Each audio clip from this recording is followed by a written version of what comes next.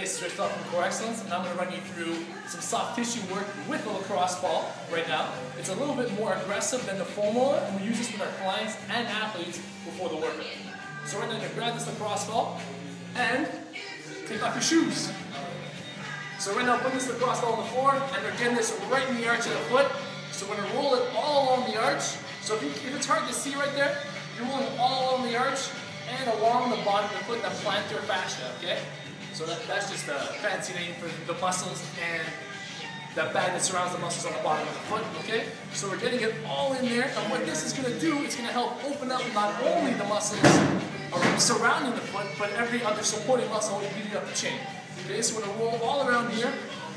Like I said in the other foam rolling video, if you find a spot that's a little bit more dense, that hurts a bit more, hang out there for a second, breathe it out, try and open and close your toes.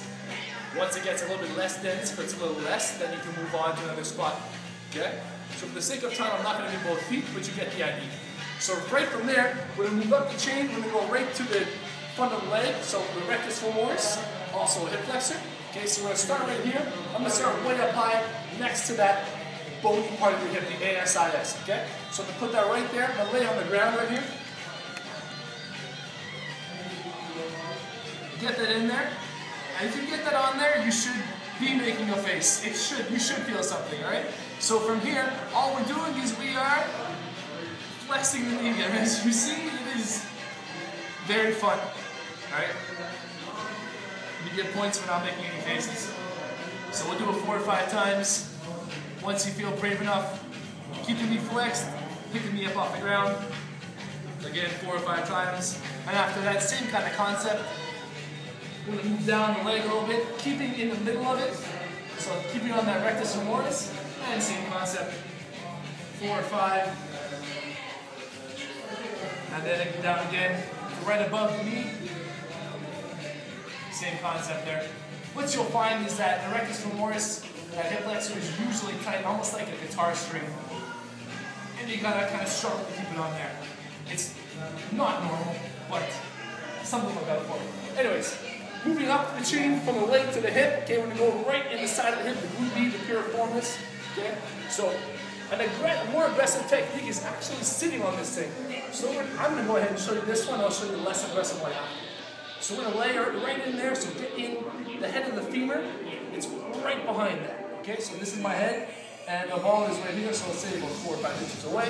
I'm sitting on this thing, put all the pressure you like, obviously it's not going to be too pleasant. And we're going to go into full hip flexion and extension. There you go. And as you can see, super, super fun. All right, so moving around in there. And you can move the ball around different areas. Same kind of concept. Good. So you can find those 4 tight areas, and you can just work them on over here. And so moving around in the hip. So right after there, once again, both sides, obviously. From there, we're going to move right up the chain, but we're going to go into the back, okay? So, you know where the shoulder blade is? We're going to go right in the middle of the shoulder blade, right behind there. Okay, so I have my finger pretty much there, and get that ball right there, okay? Once that ball is in that area next to the shoulder, all we're going to do is we're going to, this is not too pleasant. We're going to that back, arms straight up, and going into full shoulder flexion. And coming back down. You'll find that this area is usually very dense, very nasty. Again, points for not making faces. Coming up and down. Once you've done a few reps there, same kind of concept with the leg.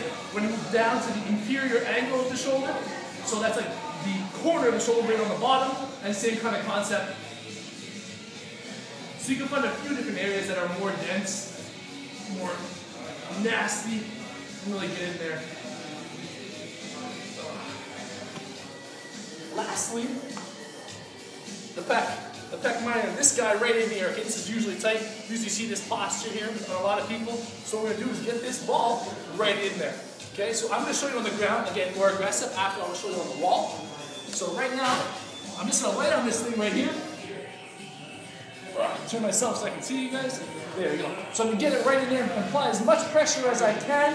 I'm going to try and move my hand around just to try and hit those areas. And I'm going to roll right along the collarbone, the clavicle, and down a little bit into the pec major, right along the fibers of the pec minor there. right? And let me show you against the wall, the regressed version for the hip. Same kind of concept, you can get that ball right into the hip there. There's the head of my femur right back there. So I'm gonna get that in there, and I'm gonna move the ball all around, my leg all around. Right? And the pec, same kind of concept. Ball, pec minor, right in the area, same as I showed you on the floor.